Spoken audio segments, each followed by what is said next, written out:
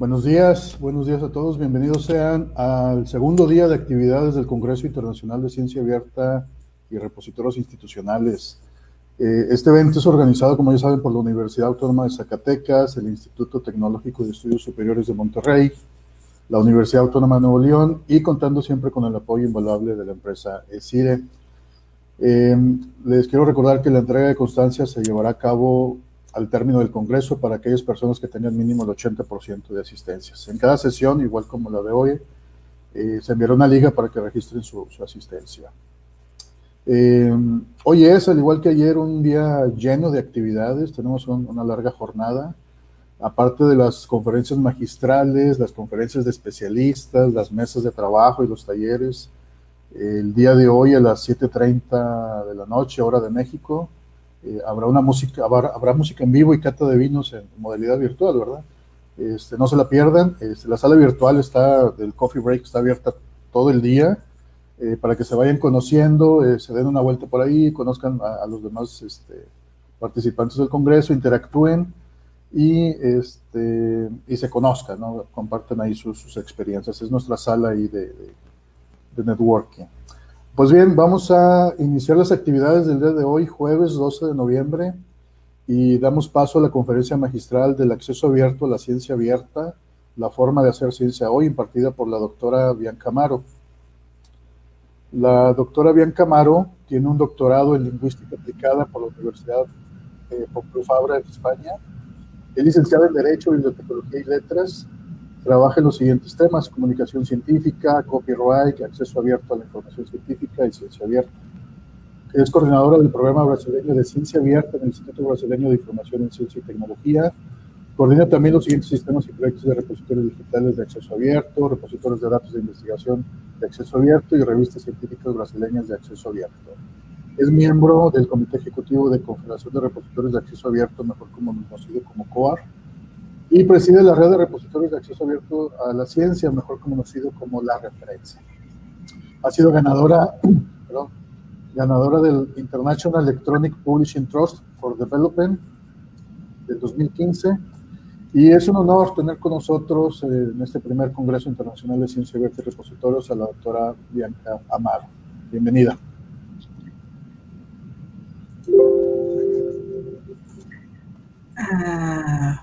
Muchísimas gracias por la presentación. Para mí es un honor poder participar, haber sido invitada y poder participar del primer Congreso Internacional de Ciencia Abierta y Repositorios Institucionales, porque la temática es clave para nuestros desarrollos científicos hoy en día. Entonces, mi propuesta es presentarles un poquito del mundo del acceso abierto, principalmente relacionado con América Latina y también los pasos futuros que ya se hicieron presentes. Me haré explicar durante la presentación. Voy a subirla ahora. Un momento.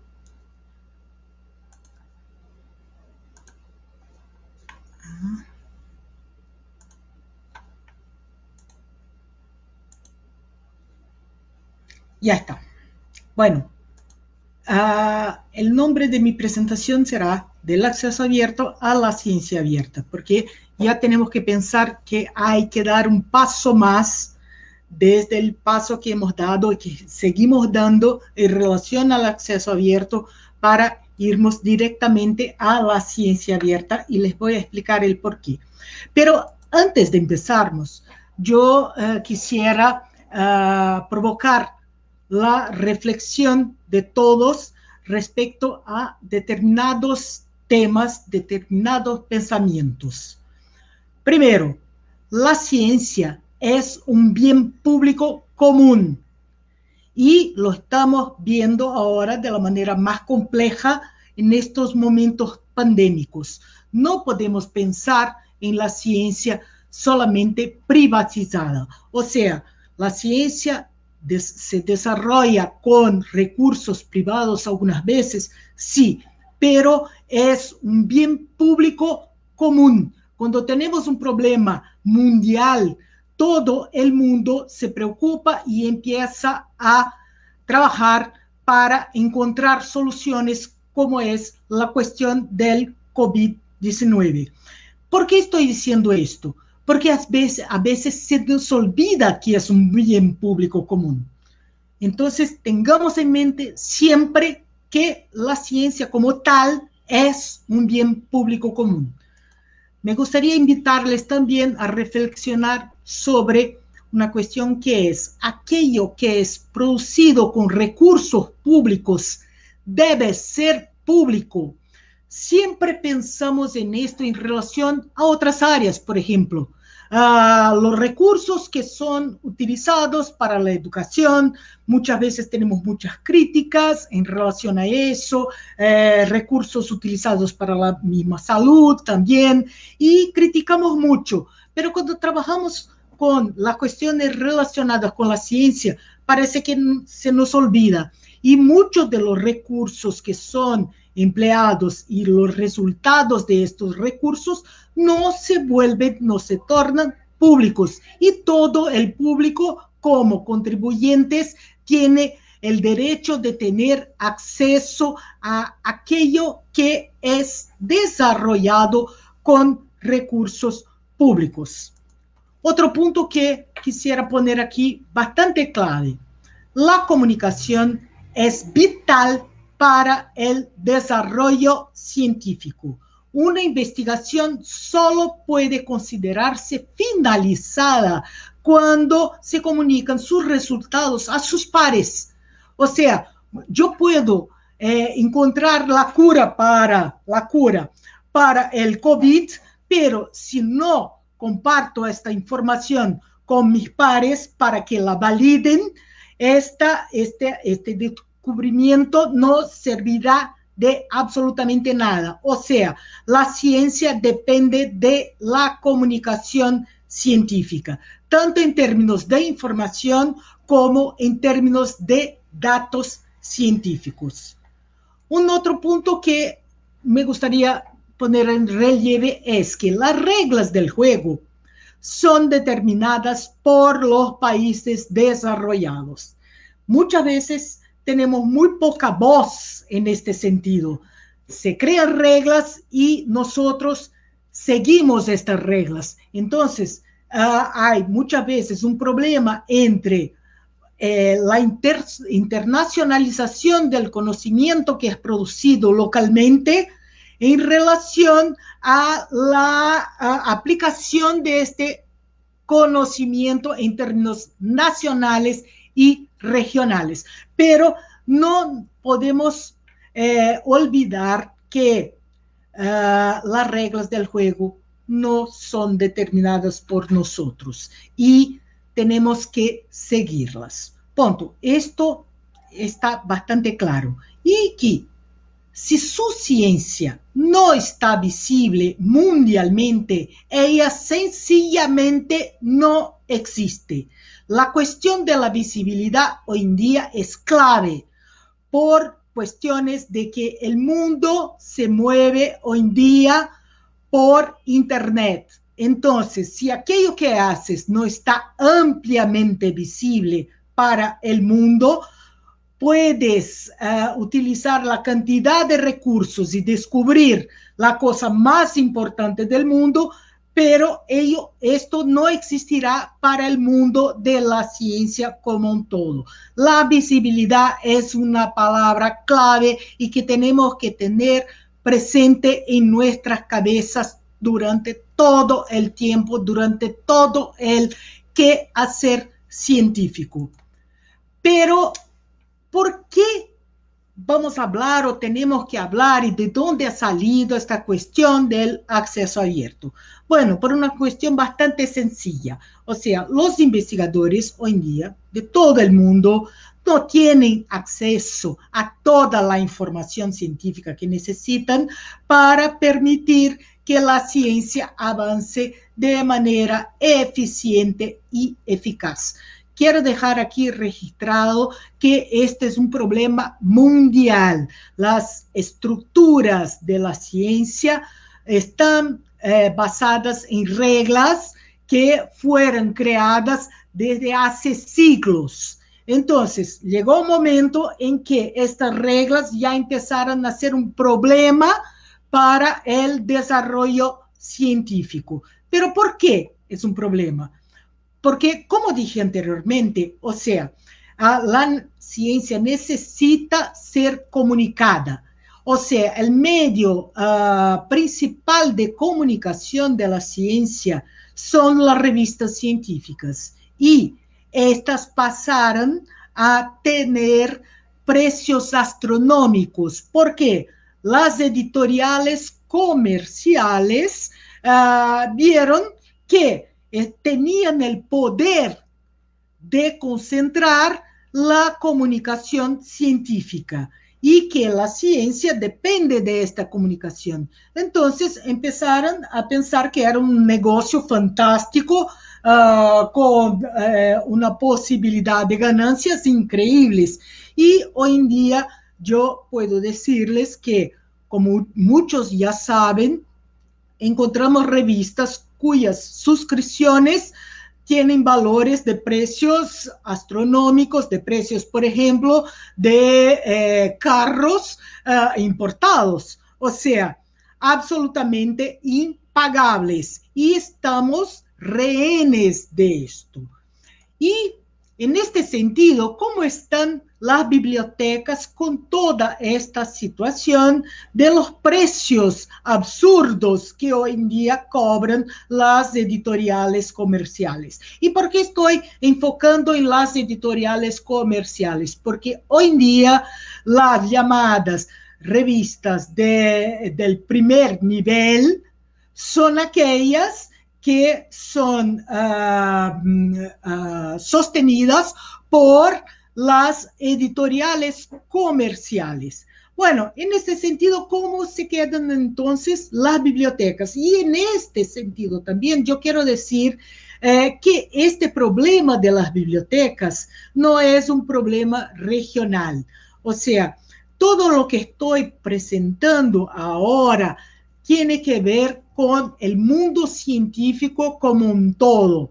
Más específicamente, porque como también apunté anteriormente, las reglas del juego de la ciencia están hechas por el mundo desarrollado, o sea, por el norte del planeta. Y por más que nos sea difícil creer, bibliotecas, por ejemplo, de instituciones que pensamos que nunca tienen problemas para adquisición, por ejemplo, como las de Harvard, como la Sorbonne, empezaron a tener también problemas. Bueno, para empezar, sabemos que las bibliotecas no son un sector de las instituciones que disfrutan del presupuesto más amplio de una institución. Entonces, por supuesto que las bibliotecas empezaron a no tener condiciones de hacer las suscripciones de las revistas por sus precios astronómicos. Y esto derivó un problema general. Imagínense, si este era un problema para las bibliotecas de los países desarrollados, imagínense nosotros cómo hemos tenido problema con esto. Entonces, nuestros investigadores se quedaron poco a poco con menos y menos información, acceso a información, porque las bibliotecas ya no lograban pagar estas suscripciones. Entonces, ¿qué hicieron los investigadores con tanta insatisfacción? Y estoy diciendo esto, los investigadores del norte, podríamos haber sido nosotros, pero no. Como seguimos las reglas, esperamos que el norte determine cómo tenemos que actuar y solo entonces después empezamos a actuar. Y bueno, esto generó una insatisfacción absolutamente general en todos los niveles por parte de los actores, de todos los actores de la comunicación científica, que entonces empezaron a pensar en nuevas formas de comunicar y de hacer la ciencia. Y a partir de ahí se creó entonces, la reacción fue la creación del movimiento de acceso abierto a la información científica. Pero, ¿qué significa el acceso abierto? Y aquí, aunque muchos ya sepan el concepto, yo considero muy importante volver al concepto original, porque muchas veces no tenemos claro algunos de los aspectos de este concepto.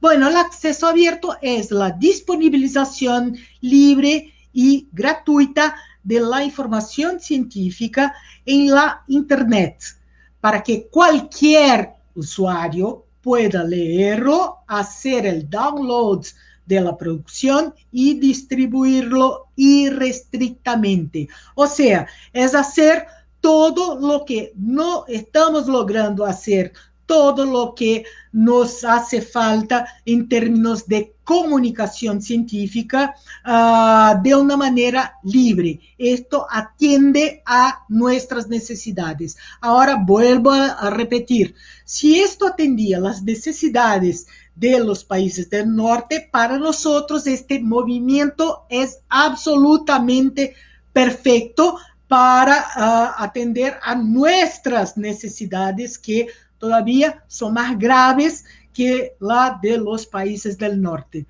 Pero, ¿de qué manera se propone el acceso abierto? Bueno, por intermedio de dos vías, también llamado de dos rutas.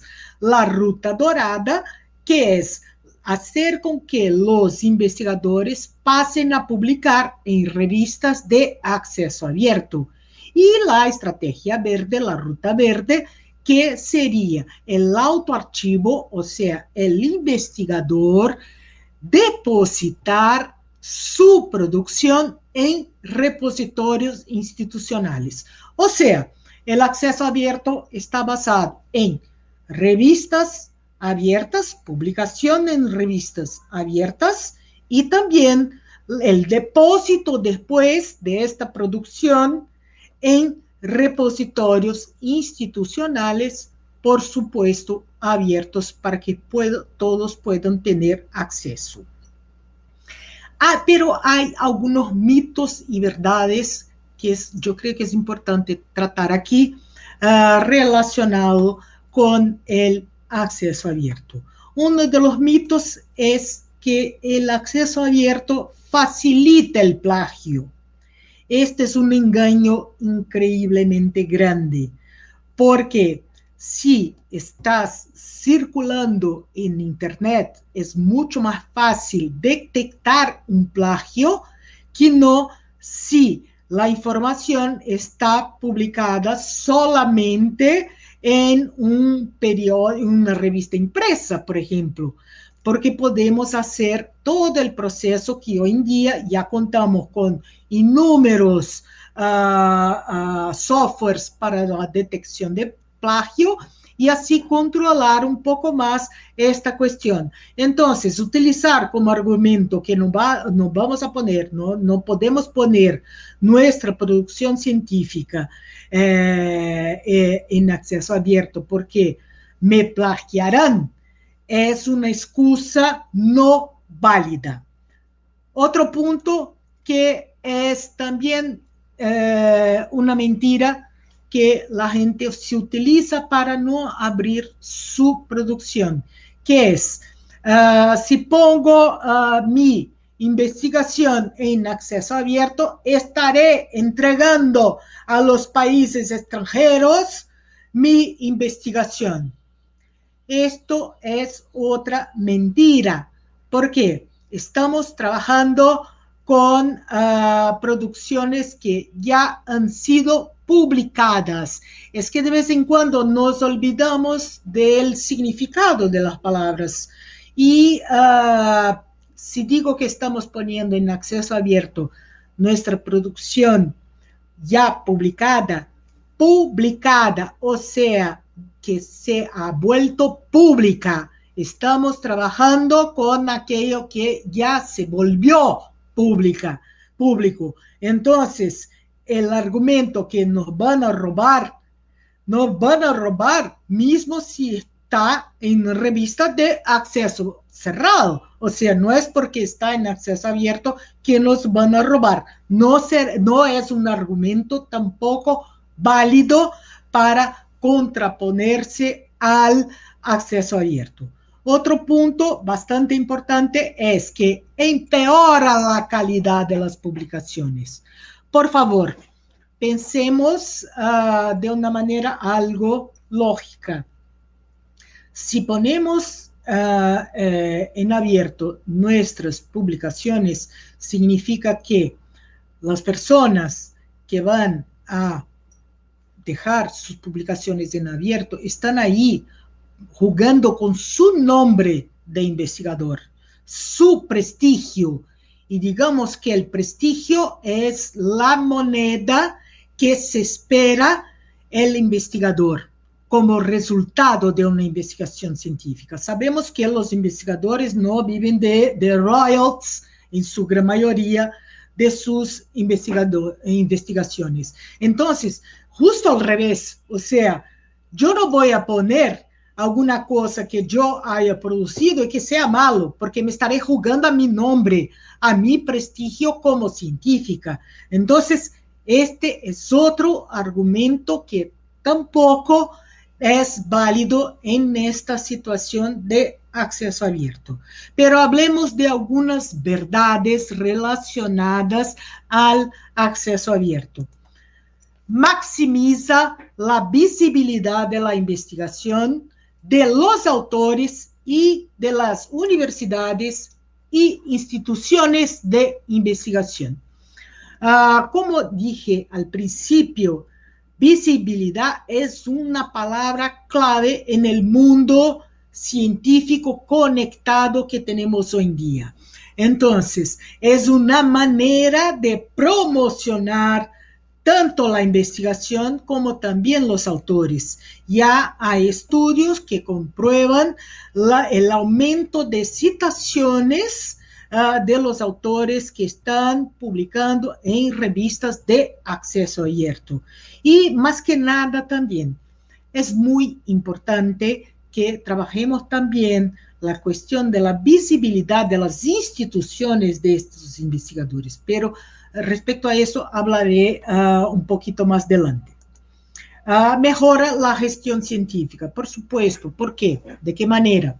De esta manera, los artículos en abierto son los artículos, los repositorios, son herramientas que nos permiten reunir esta producción y de esta manera conocerla para mejor gestionarla. ¿De qué forma? Por ejemplo, podemos, una universidad, verificar cuáles son las áreas que están produciendo más y hacer una evaluación en términos de distribución de recursos. Hay un área que necesita un mayor desarrollo, entonces voy a invertir más recursos en esta área. Entonces es muy importante incluso para verificar la calidad misma de la investigación que se está realizando en las varias instancias de mi institución de investigación. Acelera el desarrollo científico. Esto también es algo bastante sencillo de comprender. O sea, si tengo más rápidamente acceso al material que yo necesito para realizar mis investigaciones, por supuesto, llegaré más rápidamente a los resultados de mi investigación. Esto está más claro que el agua, pero es que pongo aquí porque nosotros a veces nos olvidamos de esto, de utilizar también como argumentos. Y también quisiera que esta presentación fuera también una especie de fuente para aquellas instituciones que todavía necesitan promover todas las cuestiones relacionadas al acceso abierto y ahora también la ciencia abierta dentro de su ambiente de trabajo. ¿De acuerdo? Un otro punto muy importante, permite una mayor transparencia en la inversión en ciencia. O sea, nosotros siempre estamos buscando, vuelvo a dar el ejemplo, que nosotros siempre estamos buscando transparencia en la utilización de los recursos públicos en las diversas instancias gubernamentales.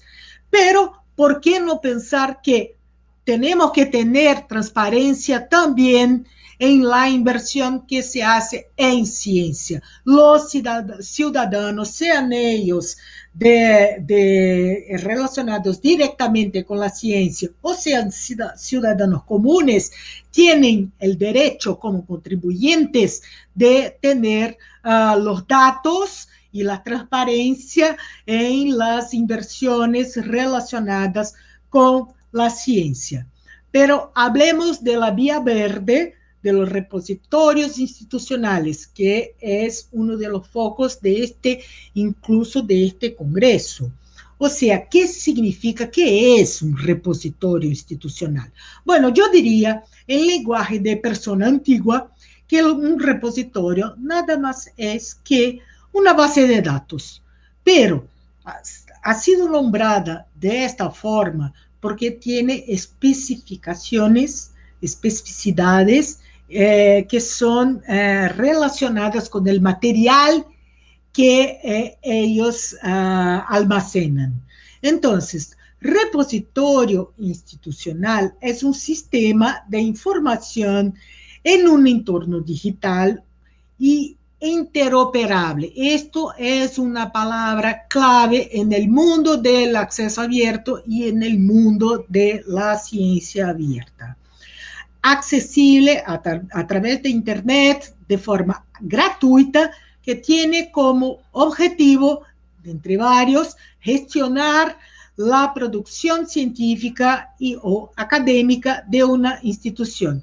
Bueno, esto podría parecer algo muy natural. No, yo ya sé, por supuesto, que el repositorio institucional significa esto, pero no lo es. ¿Por qué? Porque hubo una reducción en el término repositorio institucional. ¿Por qué? El término mismo es repositorio institucional de la producción científica. En un repositorio institucional, así nombrado, no deberían estar presentes documentación administrativa de una institución, por ejemplo, que si es necesario que se cree un repositorio digital para dar visibilidad, buscando la transparencia de la inversión en otro sistema. Pero dejemos que el repositorio institucional sea responsable por la gestión solamente de la producción científica. ¿De acuerdo? Vamos, ¿cuáles son las funciones de un repositorio institucional? Es la de reunir la producción científica. Muchas veces no logramos reunir cuando estamos en grandes instituciones, como son las universidades, por ejemplo. Es muy complejo reunir toda la producción científica. Pero ahora ya tenemos un espacio para eso, donde todas las instancias pueden depositar sus producciones científicas en un solo espacio. Y de esta forma, organizarla de la manera como creemos que sea lo más adecuado. Damos acceso a esta producción y esto es una de las funciones del repositorio. Promovemos la visibilidad. Ya escucharéis la palabra visibilidad durante toda mi charla, porque es de hecho clave, y clave principalmente para los países de Latinoamérica. Y también hay un punto que es muy importante, que es la cuestión de la preservación digital de nuestra producción científica. Es verdad que ahora vivimos un mundo completamente, o casi completamente, porque ya sabemos que todos nuestros países tenemos problemas en algunas regiones de conexión y de infraestructura tecnológica, pero se está construyendo una ciencia digital, y una ciencia digital que tiene que preocuparse con la cuestión de su memoria. Antes la memoria era una memoria física, pero hoy en día la memoria es digital y tenemos que tener la garantía que, por ejemplo, el documento que pongo hoy, que es, por ejemplo, un documento PDF, por ejemplo, en el repositorio digital, que yo pueda abrir este mismo documento dentro de 50, 100 años, independiente de la versión del software que hemos utilizado en su creación. Y ese es un tema muy importante. Estamos perdiendo mucha memoria científica por falta de preservación digital. Y en este sentido, los repositorios institucionales son una vía muy importante para la construcción y consolidación de la memoria de nuestra ciencia. ¿Cuáles serían las ventajas de los repositorios institucionales para las instituciones, principalmente de investigación públicas? Bueno, como dije, organizan su producción científica. Es esta una gran oportunidad de organizar la producción científica. Incrementan la visibilidad nacional, porque muchas veces no sabemos qué es que está pasando en el otro estado, en el mismo estado en que estamos. Es muy complicado, muchas veces no conocemos nuestra producción nacional.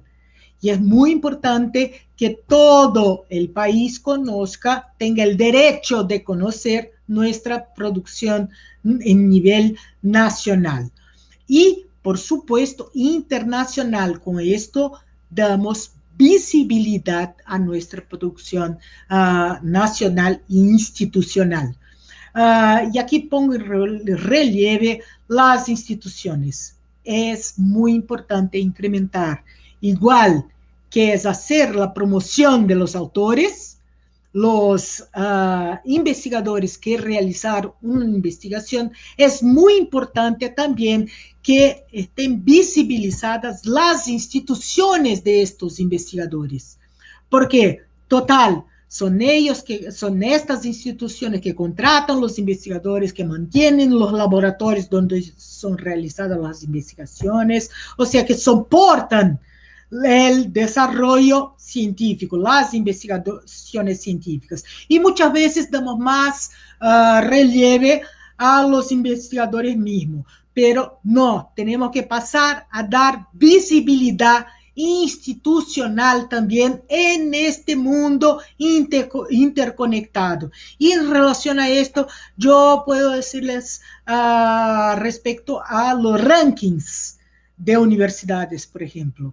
Hoy en día estos rankings están muy basados en las informaciones digitales que estas instituciones presentan. Entonces, tenemos que tener esto en mente, tenemos que trabajar para la promoción del investigador, para la promoción de la institución y para la promoción, por supuesto, de los hallazgos científicos. Difunden la producción realizada con el dinero público. Yo voy a tocar este punto también varias veces, o sea, es que muchas veces nos olvidemos, cuando estamos mirando, teniendo un comportamiento de consumidor, somos muy críticos, pero en el momento de tratar las cosas que hacemos con dinero público, somos más restrictivos y decimos que no, pero esto es así.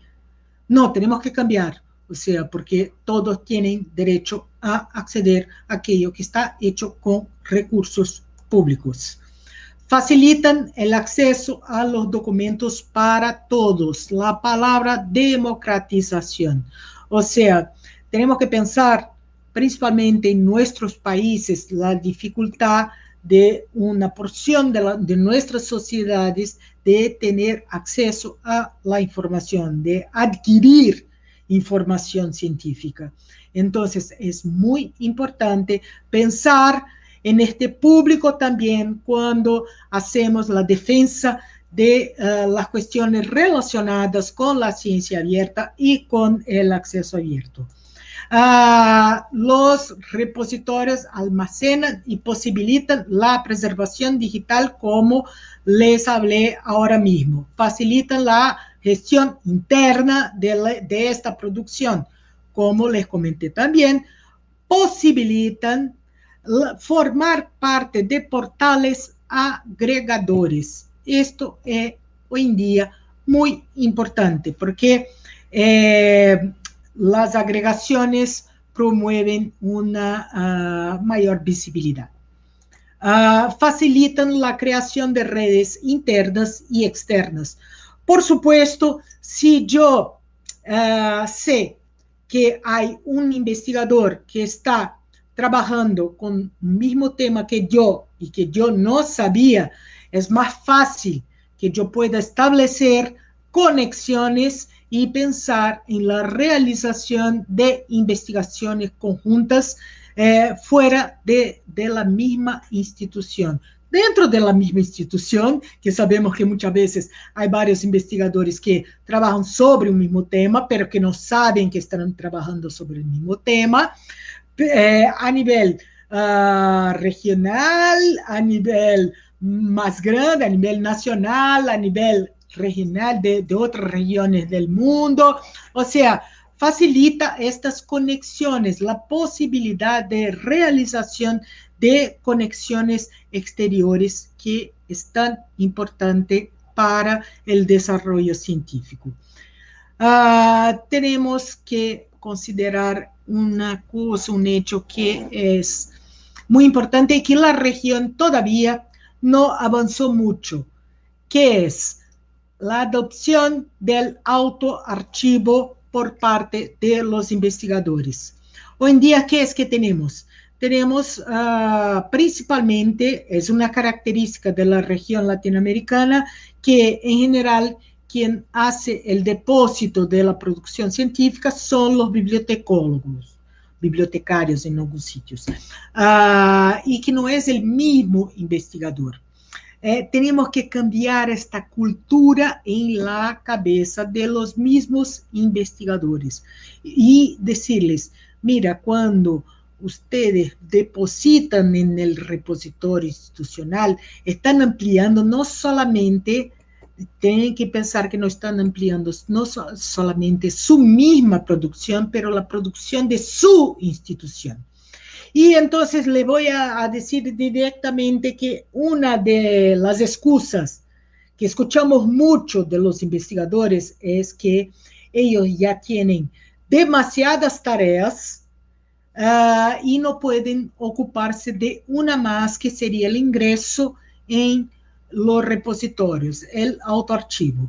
Pero entonces yo llamo a los gestores mismos a considerar el hecho que al tiempo en que estos investigadores dicen que no tienen tiempo para hacer una promoción institucional, porque es esto que lleva el depósito en un repositorio institucional, estos mismos investigadores tienen tiempo para poner esta producción en redes sociales científicas, como por ejemplo ResearchGate y Academia.edu.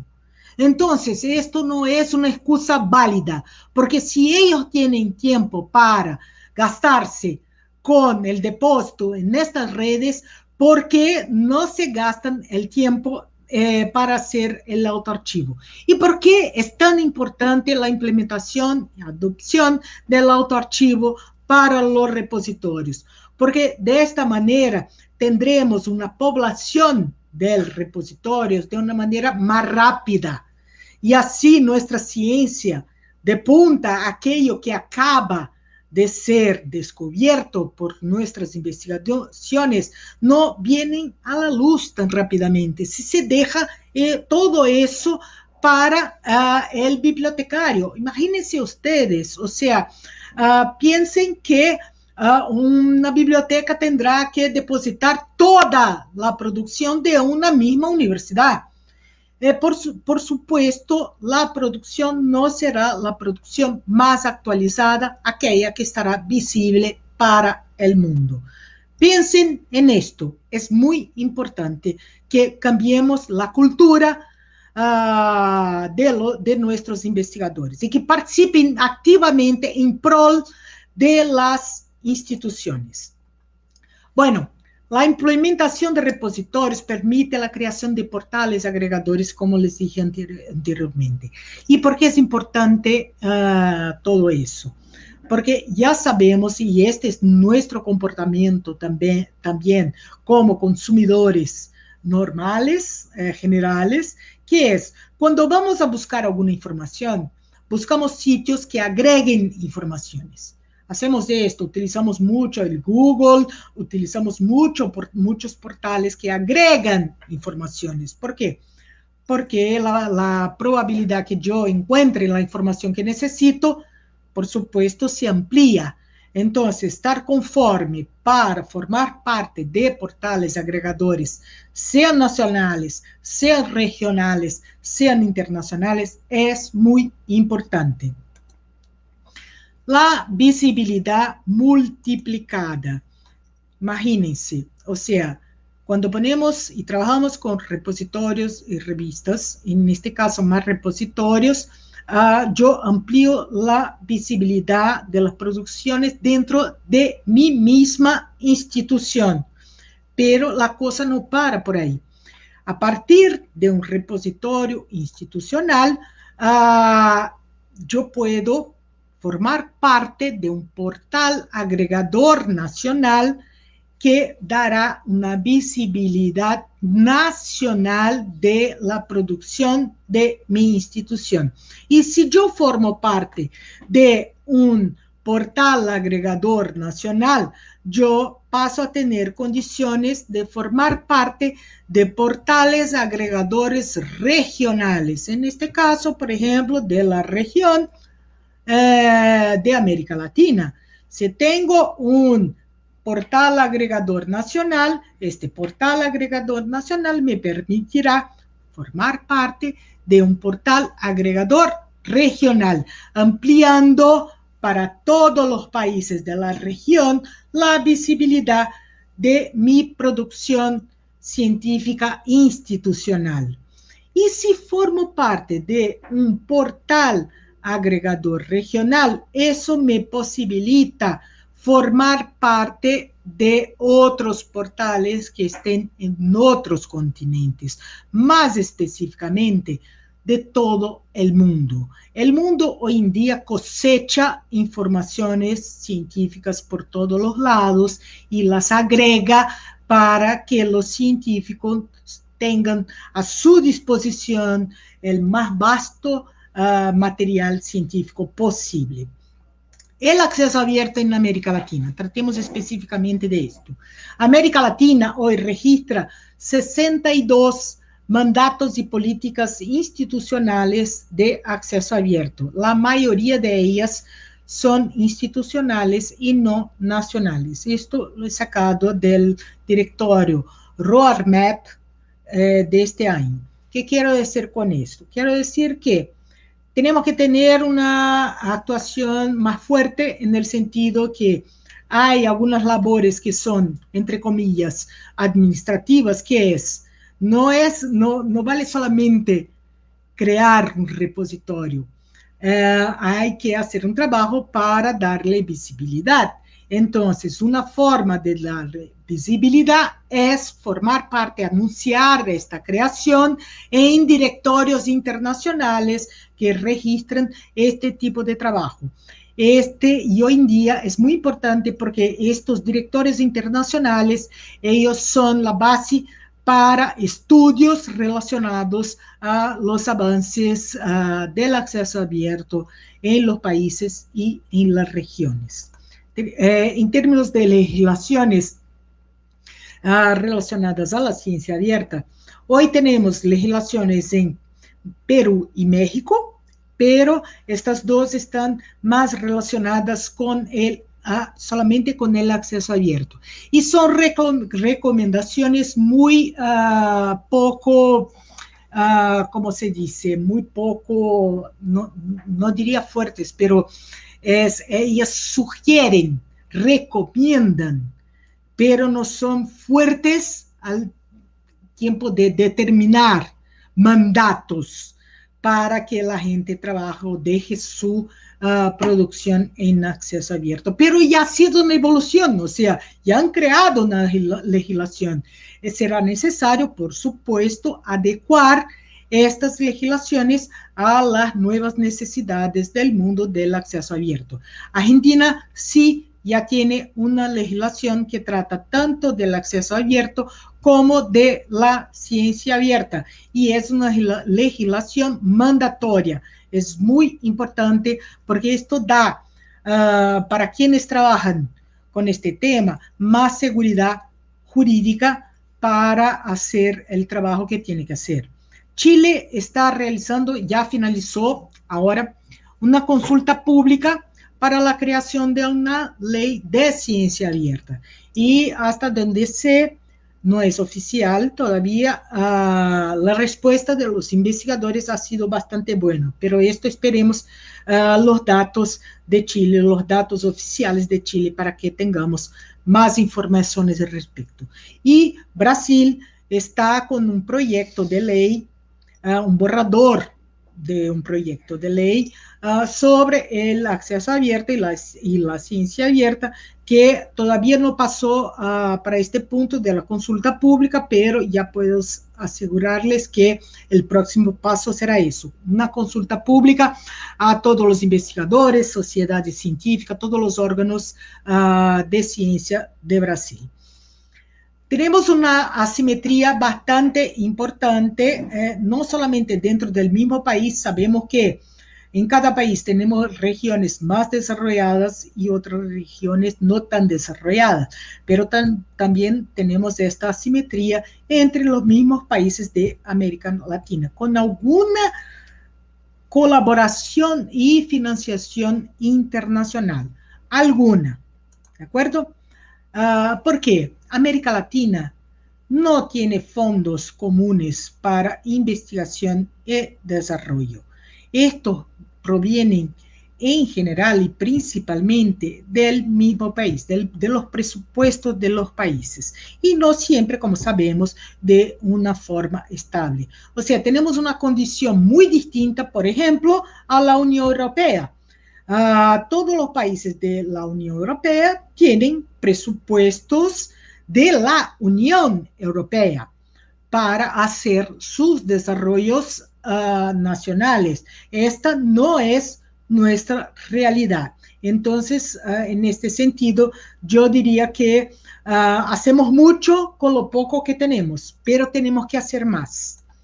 Hablemos de un punto que nos es bastante caro, que son las revistas. El mismo movimiento de acceso abierto, cuando hablaba de revistas de acceso abierto, ha sido bastante interesante y sin ningún problema para nosotros, porque antes mismo que el norte del planeta crease el movimiento de acceso abierto, nosotros en América Latina ya lo hacíamos, ya era una realidad para nosotros. Nuestras revistas son mayormente revistas de acceso abierto. ¿Y esto por qué? Sencillamente porque la mayor parte de ellas son gerenciadas por instituciones públicas. Entonces, en general, nuestras revistas ya son revistas de acceso abierto. Tenemos esta tradición. Hoy en día, en el directorio DOAJ, que es el directorio de revistas de acceso abierto, el más importante, es internacional. Hoy yo sumé los países de América Latina y hoy tenemos 2.885 revistas registradas. ¿Qué es que significa? ¿Tenemos solamente 2.885 revistas? No, no tenemos mucho más que esto, pero los editores tienen que hacer el trabajo de solicitar el registro de su revista en este directorio internacional tan importante para el acceso abierto y para los estudios que son realizados. O sea, el mundo está trabajando y ahora mayormente, por supuesto, por la cuestión de la pandemia, con las cuestiones de los preprints. Aunque podamos tener alguna desconfianza relacionada a los preprints, el mundo está organizando repositorios de preprints. ¿Para qué? Para acelerar el desarrollo científico. Y entonces tenemos que dejar de hacer cara fea para los preprints, diciendo que hay mucha mala calidad en los preprints y comenzar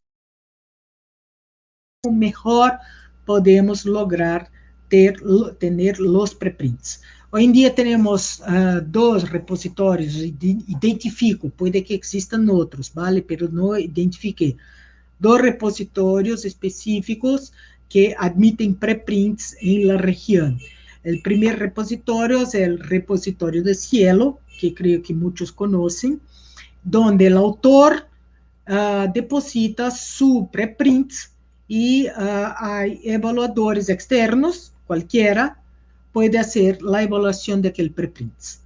¿De acuerdo? Y tenemos el repositorio Emory, que ha sido desarrollado por Brasil, específicamente incluso por mi institución, el Instituto Brasileño de Información en Ciencia y Tecnología, que es distinto del repositorio del Cielo. Aquí, en el repositorio del Cielo, tenemos a los autores haciendo el depósito de sus preprints. En Emory son las revistas que gestionan el depósito de los preprints. ¿Por qué? Porque de esta manera los preprints ya pasan por una primera evaluación de este preprint, de evaluación de pertenencia, evaluación básica común, para que no tengamos problemas de calidad. Me gustaría incluso invitar a todos los interesados que quieran gestionar preprints por intermedio del Emory, de todos los países de América Latina y también del mundo, que pueden ingresar con sus revistas por intermedio del Emory. incluso está traducido para 4 idiomas para facilitar su gestión. Es abierto para cualquier revista del mundo. Tenemos que considerar el trabajo en preprints. Bueno, en términos de actuación conjunta, es muy importante tener en mente el trabajo de la red, la referencia. La red de la referencia es la red de repositorios de acceso abierto a la ciencia. Ella trae visibilidad a la producción científica de nuestra región, con especial énfasis en los resultados financiados con los fondos públicos. Es aquello que yo comentaba, o sea, la institución tiene un repositorio que después forma parte de un nodo nacional, que después es cosechado para el nodo regional. Nuestro nodo regional es el nodo de la referencia. La referencia actúa básicamente en dos frentes. Desarrollamos tecnologías de cosechadores y trabajamos también con las directrices y recolección de metadatos.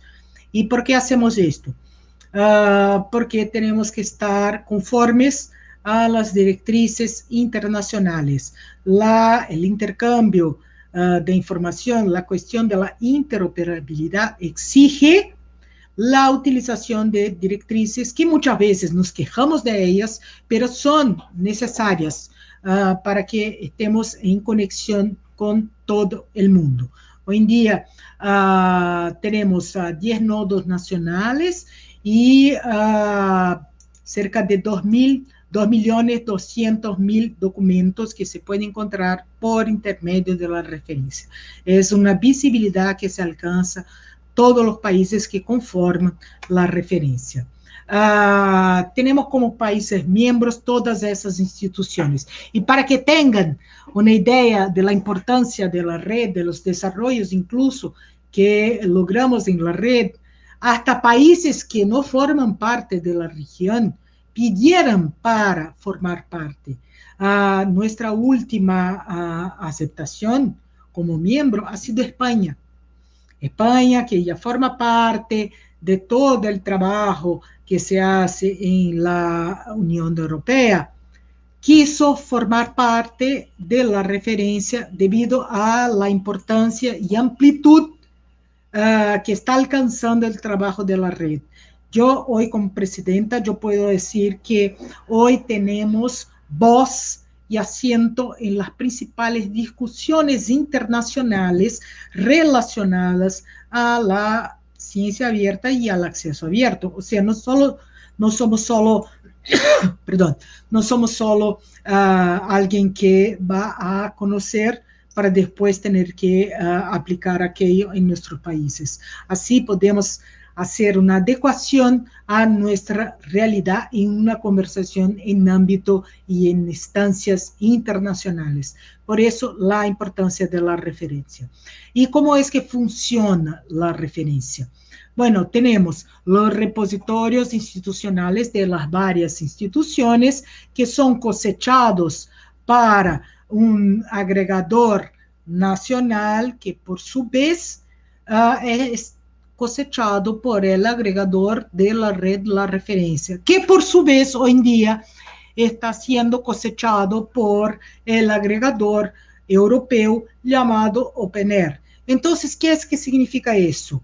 Mi producción se queda visible para mi institución, después para todo mi país, después para toda región latinoamericana y también para la región europea. O sea, los autores que depositan en los repositorios estarán visibles en el agregador europeo. Esto hay que tener en cuenta. ¿Y cuál es la situación del acceso abierto hoy en América Latina? Hoy tenemos un aumento de la concientización de los investigadores y gestores públicos en relación al acceso abierto. Y es por eso que estamos aquí en este evento. Seguramente. hoy hay un aumento de repositorios de publicaciones. Todavía tenemos que hacer un trabajo constante para la creación de los repositorios de publicaciones. Toda institución de investigación tiene que tener su repositorio de publicaciones. Esto está bastante claro para el mundo de la ciencia de hoy. Tenemos una necesidad muy fuerte de frenar el movimiento de los APCs absurdos. ¿Por qué? ¿Qué es que pasó? Con la existencia del movimiento de acceso abierto, las grandes editoriales, que no son tontas ni nada, pensaron que iban a perder ingresos. Entonces, para no perder ingresos, transfirieron la factura que antes era enviada para las bibliotecas en general, para el pago de las suscripciones, y pasaron a enviar directamente a los investigadores para poder pagar para publicar. Y entonces empezaron a cobrar APCs absurdos, impagables también, tampoco pagables. Y invertir en esta idea del pago de APCs para tener la posibilidad de estar en una revista comercial importante es muy complejo, porque esto termina determinando una elección. Yo pagaré para el investigador A, pero no pagaré para el investigador B. Entonces, al invés de tener que tratar este problema, tenemos que enfrentar y frenar el movimiento de los APCs absurdo existente hoy en día. Tenemos que aumentar la calidad de nuestras revistas. Somos una región donde la posibilidad de crear revistas por medio de un software, en general el OJS, de fácil tratamiento y también de acceso abierto, código abierto, nos hizo tener un boom de revistas científicas. Y estas revistas científicas empezaron a nacer y mantenerse sin la calidad necesaria. No debemos pensar que tenemos, por ejemplo, Brasil tiene hoy registrado en DOAR 1.500 revistas. Ahora la pregunta que me hago a mí, ¿Brasil necesita de 1.500 revistas? De hecho, ¿son necesarias o sería mejor la adopción de una concentración de los pocos recursos que tenemos para aumentar la calidad de nuestras revistas? Tenemos que hacer una reevaluación de la necesidad real de existencia de nuestras revistas y así invertir en el aumento de la calidad de aquellas que decidamos que son imprescindibles de existir. Tenemos que impulsionar los preprints. Tenemos que el mundo tiene que conocer más rápidamente nuestros desarrollos científicos. Y esto se hace por intermedio de los preprints. ¿Por qué estoy diciendo esto? Porque nosotros sabemos cuánto tarda en publicarse desde que el autor somete el preprint a una editora. Se tarda mucho tiempo. Entonces, muchas veces a una investigación no sale a la luz como mínimo con 6 meses de retraso. Como mínimo, 6 meses de retraso. Y eso es mucho hoy en día en el mundo interconectado. Queremos que nuestra ciencia se presente más ágil. Por eso tenemos que considerar, evaluar con bastante cuidado la cuestión de los preprints. Tenemos una necesidad de crear legislaciones nacionales efectivas, pero esto ya les comenté en el slide anterior. Pero ahora tenemos que hacer frente a la ciencia abierta. ¿Pero qué es la ciencia abierta? Que toda la gente ahora está hablando. Se trata de abrir todo el proceso científico. Hay una filosofía que rige esta ciencia, que es: la ciencia debe ser tan abierta como sea posible y tan cerrada como sea necesario. Pero, ¿qué quiere decir específicamente eso? ¿Quiere decir abrir todo? No, no.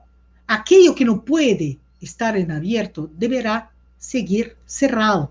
Pero cuando hablamos en ciencia, no todo tiene que estar abierto. Solamente una pequeña parte tiene que mantenerse cerrada por un tiempo.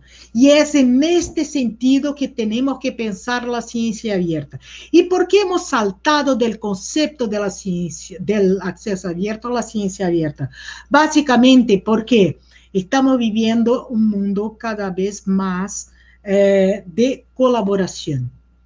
Entonces, los investigadores también del norte del planeta empezaron a ver que les valía mucho más abrir otras instancias del quehacer científico, porque esto les ayudaba en su trabajo científico.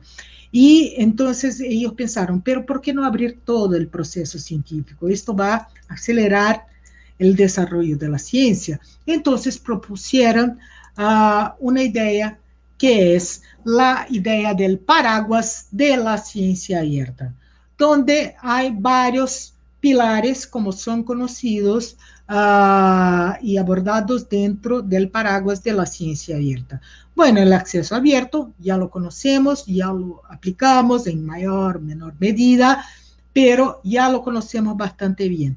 Ahora también tenemos los datos abiertos de investigación para un mayor intercambio, la evaluación por pares abierta, porque esto trae transparencia y esto no hay ningún prejuicio para la calidad de la evaluación, porque la gente en general dice que no, si dejamos la evaluación abierta, si yo sé quién voy a evaluar, si es un amigo mío, yo voy a evaluarle bien, pero no será así.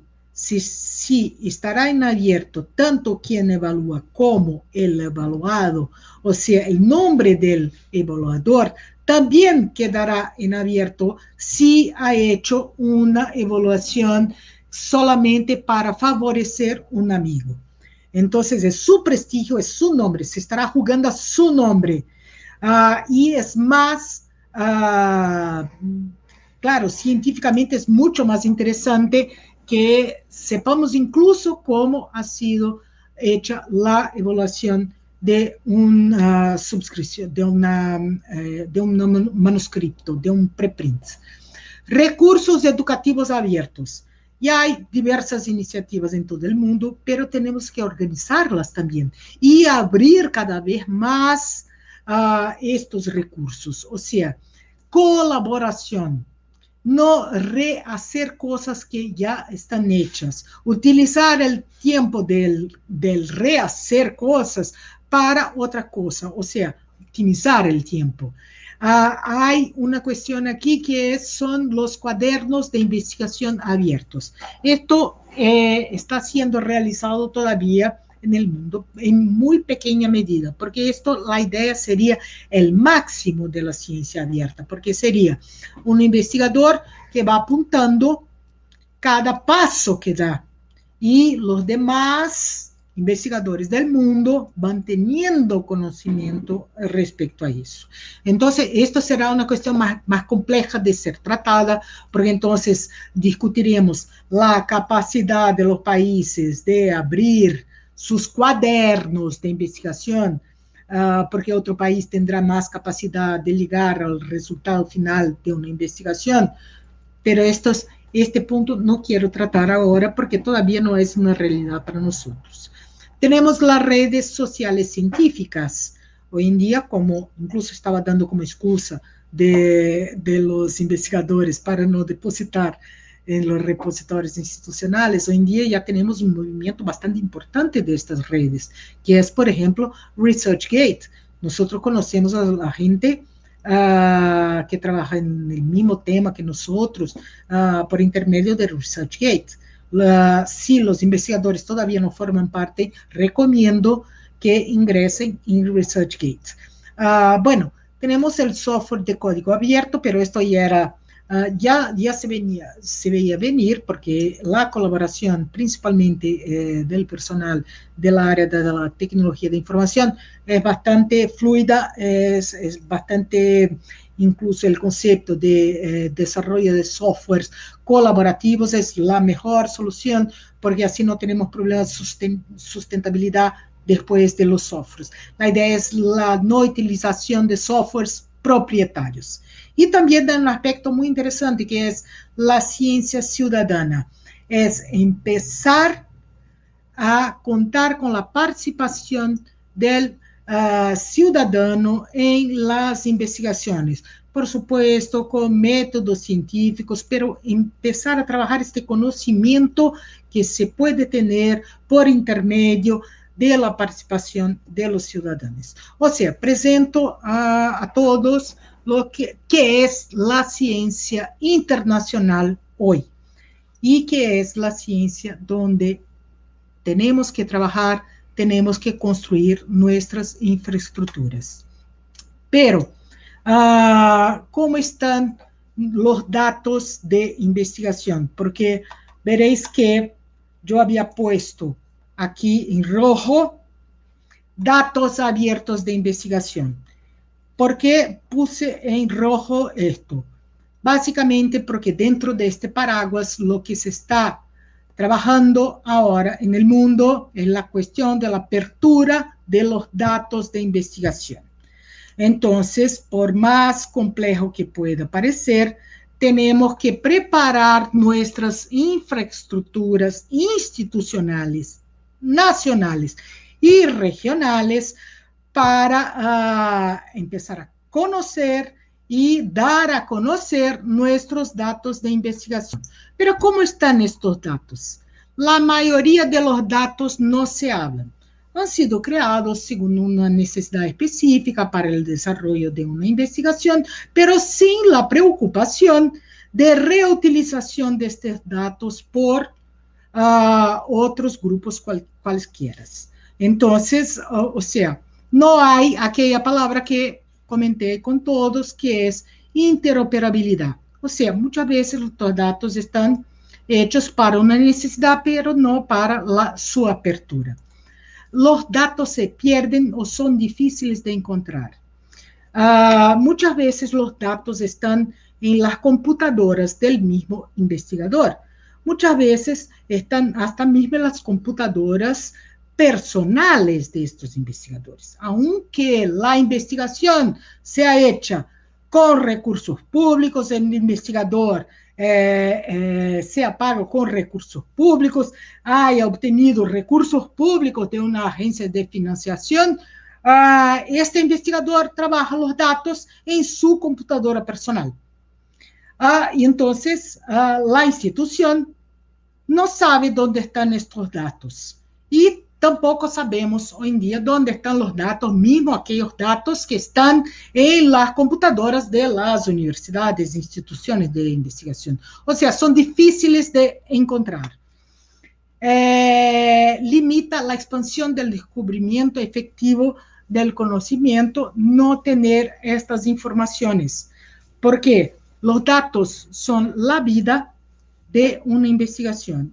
En el acceso abierto estamos hablando del resultado de la investigación, pero los datos de investigación es de la comprensión del resultado de la investigación, y no tenerlos organizados y disponibles nos traerá una limitación en la expansión del descubrimiento efectivo. Actualmente, 20% de los enlaces de datos suplementarios se degradan anualmente.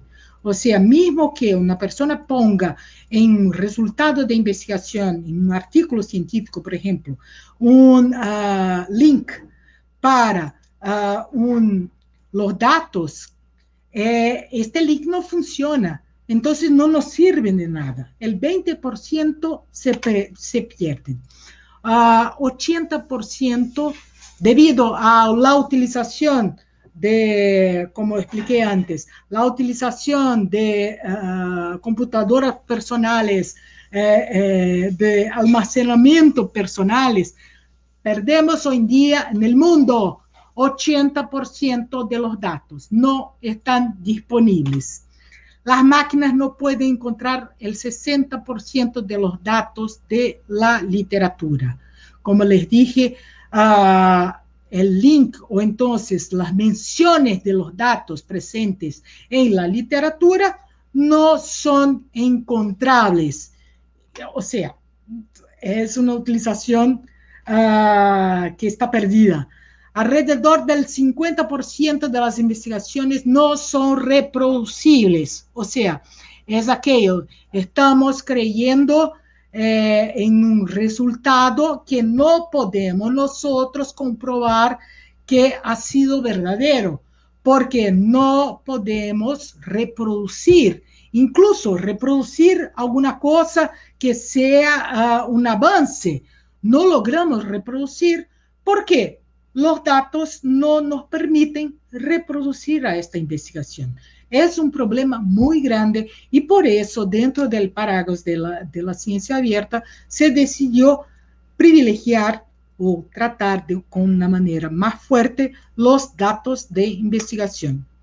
En términos de repositorios de datos que tenemos hoy en el mundo, los que están en verde son los países que ya tienen algún tipo de repositorio de datos, pero esto no quiere decir que ya tienen el número de repositorios de datos suficientes o de todas sus instituciones de investigación. Como podemos ver aquí, en México están registrados.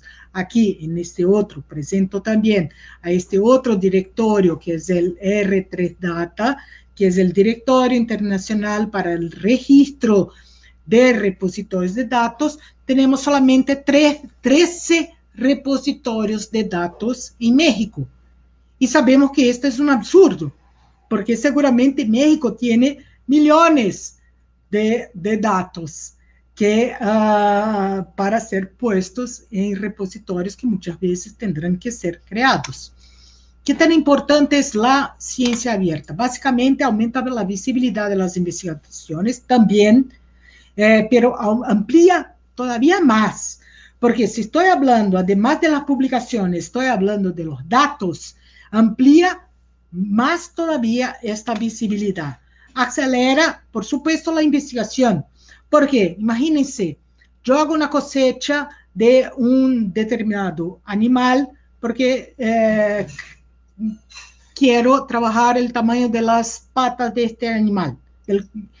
Muy bien, trabajo todo esto, pero la cosecha está allá. Una otra persona quiere trabajar el tamaño del cuerpo de este animal.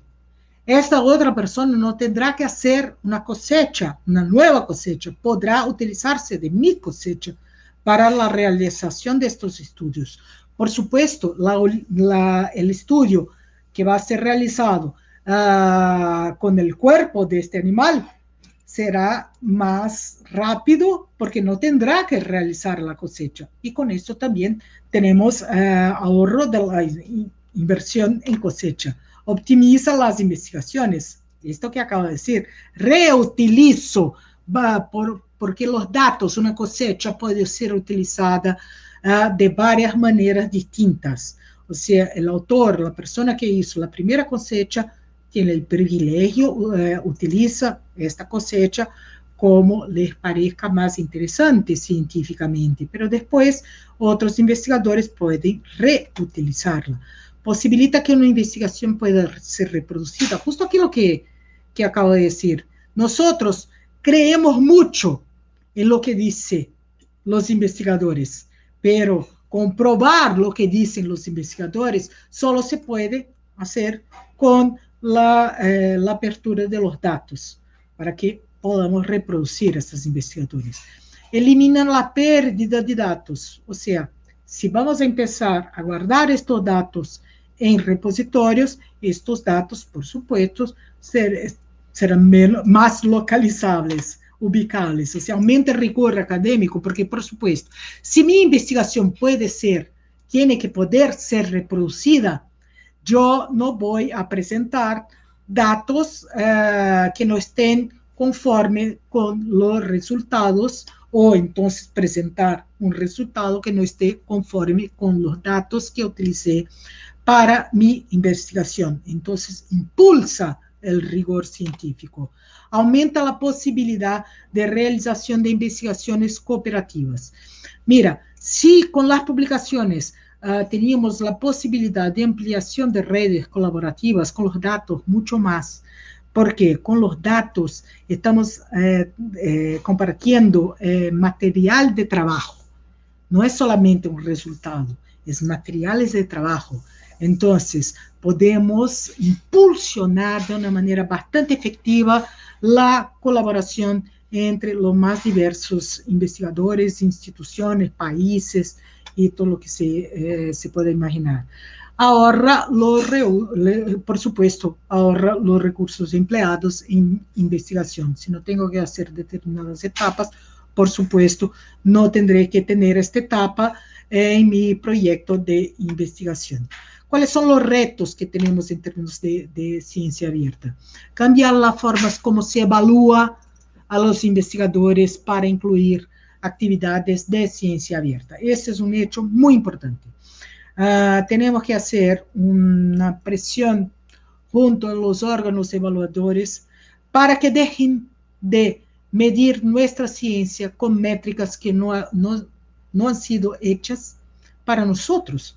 Utilizar las métricas de los países desarrollados y privilegiar, ya que somos tan buenos en acceso abierto y seguramente seremos en ciencia abierta, empezar a privilegiar los investigadores que están poniendo a sus investigaciones en abierto.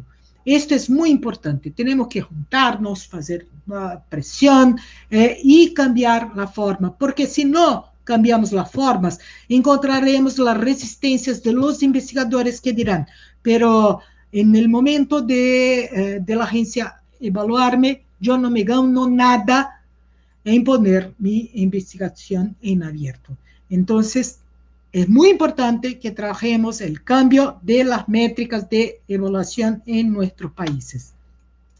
Tenemos que convencer a las agencias de financiación nacionales para vincular la financiación a la adopción de la ciencia abierta. En ese sentido, significa a los datos de investigación y las publicaciones. Hoy en día, cuando hablamos de ciencia abierta específicamente, estamos hablando mucho de esta doble actuación, tanto publicaciones cuanto datos.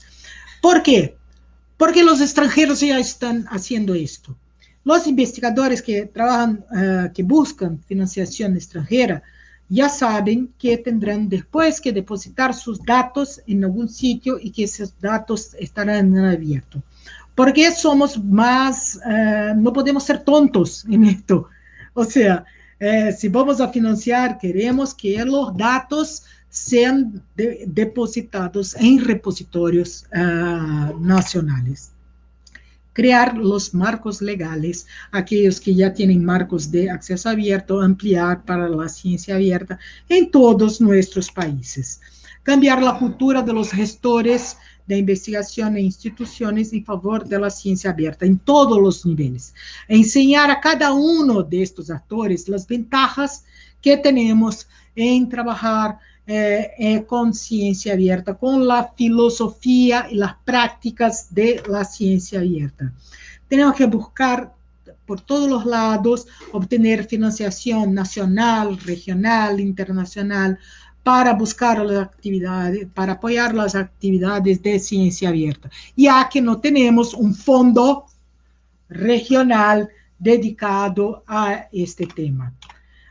Tenemos que crear ya, empezar a crear ya.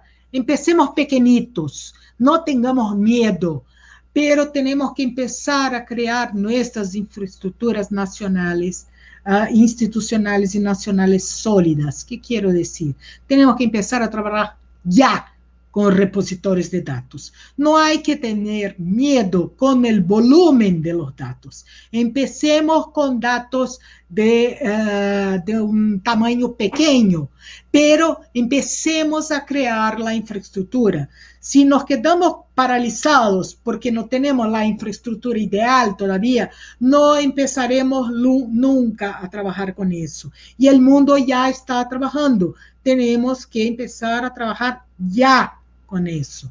Tenemos que convencer a todos los actores de la importancia de la ciencia abierta. O sea, todo el trabajo que se hizo en relación al acceso abierto, tenemos que tener ahora en relación a la ciencia abierta. O sea, ampliar su cabeza también en relación a esto.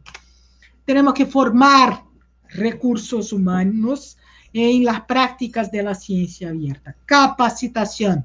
Aquí estoy hablando. Tenemos que empezar a capacitar tanto a nuestros investigadores como también a los profesionales de la información a trabajar con repositorios de datos. O sea, toda la gestión de datos abiertos científicos. Esto tenemos que empezar a hacer ya.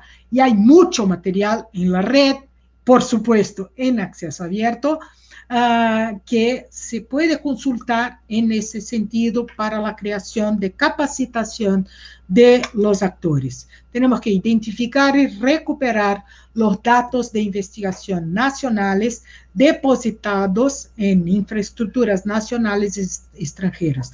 No sabemos dónde están los datos dentro de nuestro país y mucho menos dónde están los datos que nuestros investigadores han depositado en infraestructuras en el extranjero. Tenemos que empezar a hacer un mapeo y recuperación de estos datos.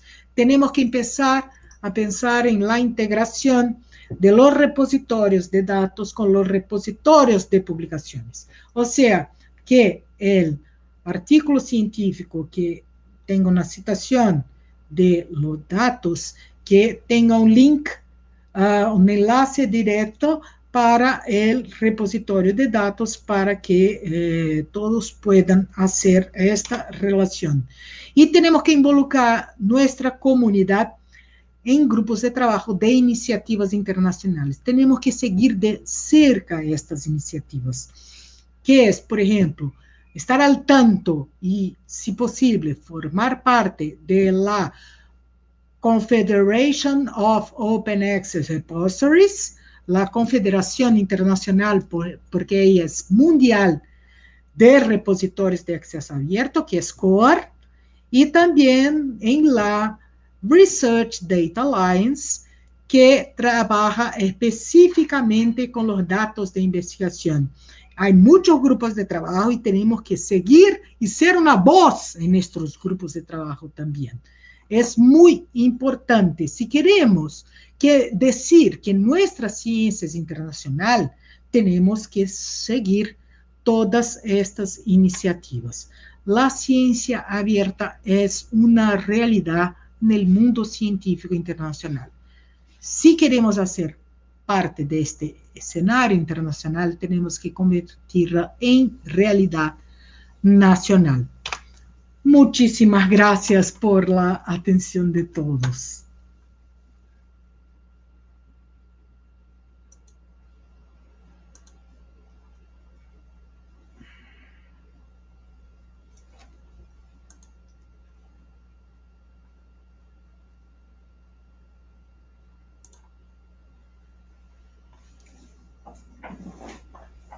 Bueno, gracias, muy excelente, excelente plática.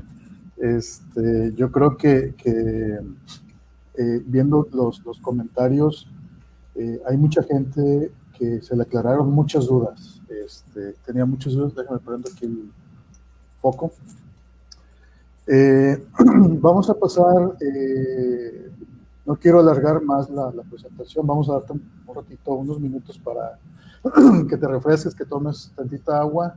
Quiero comentarte que tenemos gente de Brasil, de Ecuador, de Colombia, de Perú, de Argentina, de Chile, de Paraguay, de Guatemala, obviamente de México. Qué bien, qué alegría. Sí, muchas universidades, varias bibliotecas, tenemos muchos comentarios, muchas felicitaciones, todos coinciden en que ha sido una excelente plática. Has aclarado muchas dudas que se tenían, y has generado otras también, ¿verdad? Entonces, antes yo quería comentar unas preguntas que son de por aquí. Comentabas sobre la cantidad de revistas que tenemos en las universidades. Muchas de esas revistas se crean como parte de los egos de los investigadores. O sea, ¿recomiendas reducirlas a algo que le llaman mega revistas? O reducir algunas cuantas, o cuántas dejar, decir, oye, si tu institución tiene 20 revistas, quédate con 2 o quédate con una, ¿sí? ¿Qué recomiendas? Mira, hay que hacer sí, es un problema, el trabajo con el ego de los investigadores, que en general son los gestores de las revistas. El problema es el siguiente, o sea, tenemos que hacer una evaluación, y ahí en este sentido incluso yo sugiero hacer, por ejemplo, institucionalmente, hacer una reunión interna con los editores de las revistas para hacer para tener una conversación directa y franca, y que nadie nos hable, y para hacer una evaluación incluso.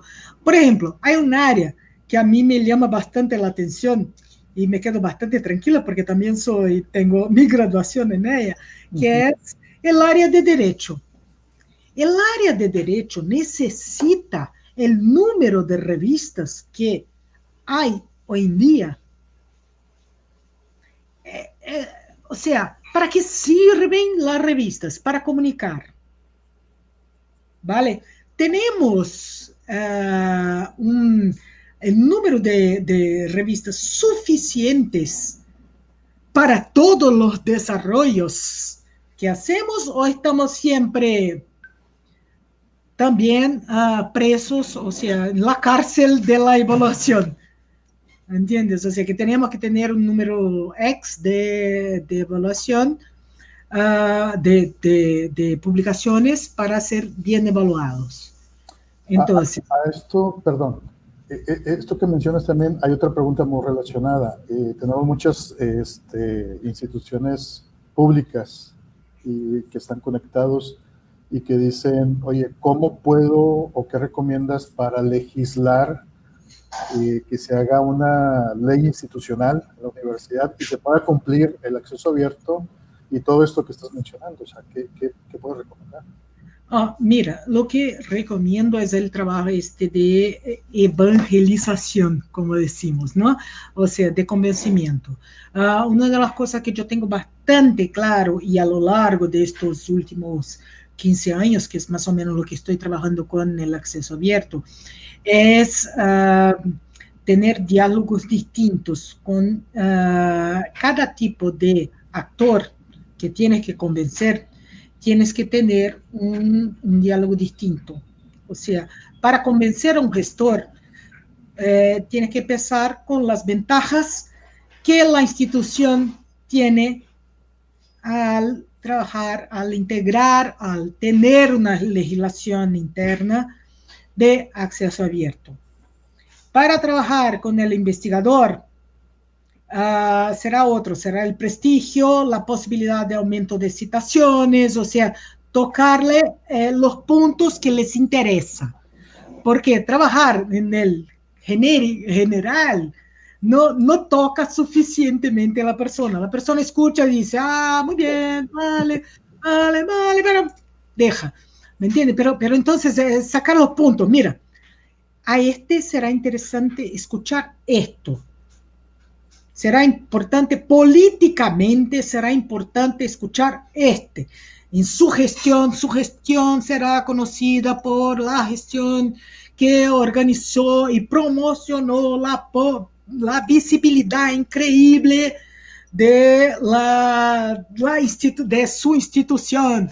¿me entiendes? Hay que tener un juego así, bastante flexible y adaptable para trabajar con cada uno de los actores. Y tenemos que acercarnos, esto es inevitable. Sí, es un trabajo arduo de hacer esto. Sí, no, y acercarnos al legislativo en términos de legislación nacional, hacer un trabajo con nuestros legisladores que todavía no hacemos, solo nos quejamos de las decisiones que se toman, pero no se crean, no seamos, porque esto pasa en todos nuestros países, no seamos ingenuos. Sí. O sea, las grandes editoriales están ahí todo el tiempo haciendo lobby en los diputados. Sí. Y tal, y por eso las cosas no cambian. Nosotros no hacemos lobby. Tenemos que juntarnos para empezar a que ellos escuchen y logremos cambiar alguna cosa en este sentido. Sí, de hecho, parte del objetivo de crear este evento es precisamente que nos conociéramos todos, la gente que estamos trabajando con repositorios y todo, y poder lograr una comunidad y poder apoyarnos entre todos, decir, oye, si tú quieres hacer algo como institución, decir, oye, pues tengo el apoyo de cientos de universidades que están trabajando en lo mismo, y que no sea algo que no se vea como un capricho individual de la persona, decir, oye, yo quiero que en mi universidad se haga esto, porque yo quiero decir, oye, no, mira, esto ya es una tendencia, ya es inclusive una obligación, y lo está haciendo todo el mundo, ¿no? Y tenemos todo el apoyo, y la idea de este evento precisamente es normalizar los conocimientos, que lo has hecho excelente hoy, y tener ya, empezar a crear esa comunidad, ¿no? Yo sí tengo envidia de la comunidad que se crea en Brasil, en Argentina, por ejemplo, donde hay gente muy metida en esta parte. Oye, otro punto, los preprints, ¿sí? ¿Recomiendas tener un servidor de preprints por institución, por región, o cuál sería tu recomendación en estos momentos? No, mira, yo creo que se puede tener un servidor de preprints en la institución, incluso para después ver, y ahí son todas métricas que vamos creando a lo largo del tiempo, o sea, cuántos de aquellos preprints después se puede hacer un estudio bibliométrico, cuántos de aquellos preprints se volvieron de hecho publicaciones. Sí. ¿Por qué? Tenemos que considerar que un preprint es un tiempo que es utilizado por el investigador para registrar alguna cosa. Entonces, se puede tener, pero aquello que dije, o sea, se puede trabajar ya con estructuras que ya han sido creadas. Por eso quise presentar tanto la iniciativa de Cielo quanto la iniciativa de Emory, que ya son infraestructuras creadas. Pero eso no quiere decir, o sea, en los repositorios institucionales puedes tener una colección que sea una colección preprints. Así como tenemos dentro de los repositorios las clasificaciones, tenemos artículos, tenemos tesis doctorales, podemos tener varias divisiones. Podemos crear una división ahí, un apartado que sea preprints y después utilizar este mismo ingreso para evaluaciones. No hay que preocuparse mucho con eso. Si no queréis hacer la gestión de esto, porque allí estarían almacenados. Sí. Si ustedes no quieren hacer la gestión de esto, recomiendo que utilicen las infraestructuras que han sido creadas como estas de Cielo y de IBICT. Sí, muchas gracias. Hay una pregunta de Salvador López Leal, dice, ¿cuáles son los principales problemas que enfrentan las investigaciones científicas para que se den como ciencia abierta? Los principales es genial. Bueno, básicamente es un cambio de cultura. Yo diría que este es el principal, y con eso ya digo todo, porque es cómo hacemos ciencia. la ciencia cerrada, o sea, la ciencia, voy a enseñar con ella de todo maravilloso, y con eso tenemos que, en mi opinión, pensar en otra perspectiva, la perspectiva de que es que ganamos abriendo nuestra ciencia, ¿entiendes? O sea, no, y dejar de seguir un modelo que el norte ya cambió. Yo solo estoy avisando alguna cosa, que la gente de vez en cuando se queda un poco con rabia de mí, ¿no? Que yo estoy avisando alguna cosa que llegará, más temprano o más tarde, porque ya sabemos, las reglas son de ellos, y nos llegará.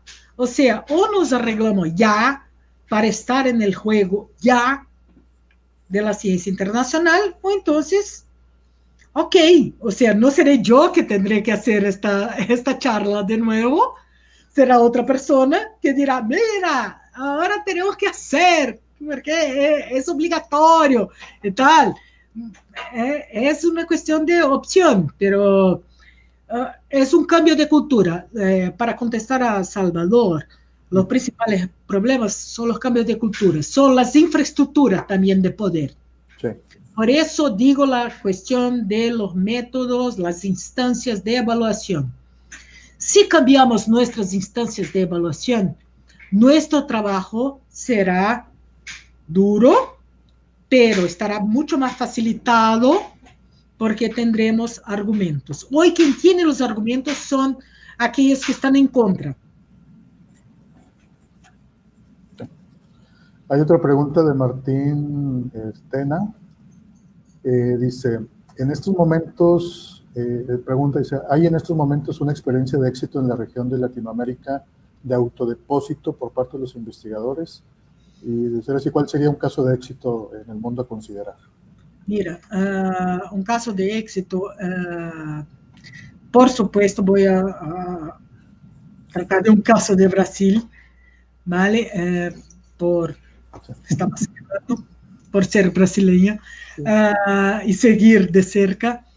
Hay varias, no tantas cuanto a mí me gustaría, pero hay ya algunas universidades que instituyeron el autodepósito, pero para mí el más representativo de todo es el de una institución de investigación muy importante que tenemos en Brasil, en el área de la salud, que es la Fiocruz. La Fiocruz, el Instituto Osvaldo Cruz, pero es conocida como Fiocruz, que imagínense ustedes, o sea, una institución de salud, de investigación mismo, de salud, ha implementado una política mandatoria para el acceso abierto y ahora también para la ciencia abierta. O sea, sus datos de investigación estarán en abierto dentro de poco tiempo. Entonces, esto es realidad. Y yo vi pasar también una pregunta de qué modo hacer con que una política mandatoria se cumpla. Bueno, es muy sencillo. Hay que analizar formas de actuar. O sea,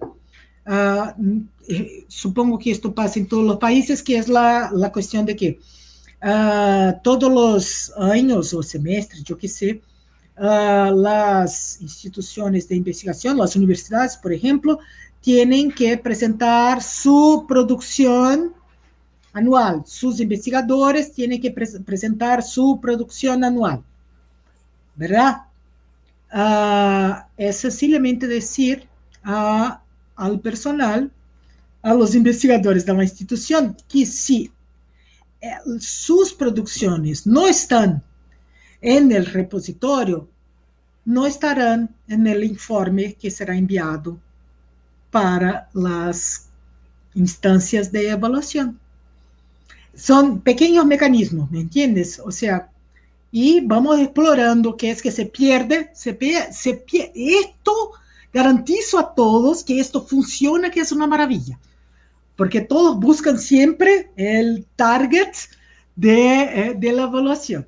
Entonces, podría ser de esta manera. Muy bien. Yo creo que con esto terminamos. Te agradezco mucho, Bianca. A nombre de la Universidad Autónoma de Zacatecas, el Instituto Tecnológico de Monterrey, la Autónoma de Nuevo León y la empresa City, te agradecemos mucho, te damos muchas gracias por esta plática tan interesante. Obviamente te haremos llegar tu constancia. Les anunciamos a los presentes que la grabación va a estar disponible en Facebook, va a estar disponible en YouTube.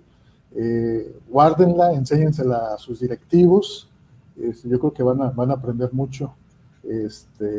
Y pues te esperamos el próximo año en la versión segundo congreso. Esperemos ya lo podamos hacer en presencial.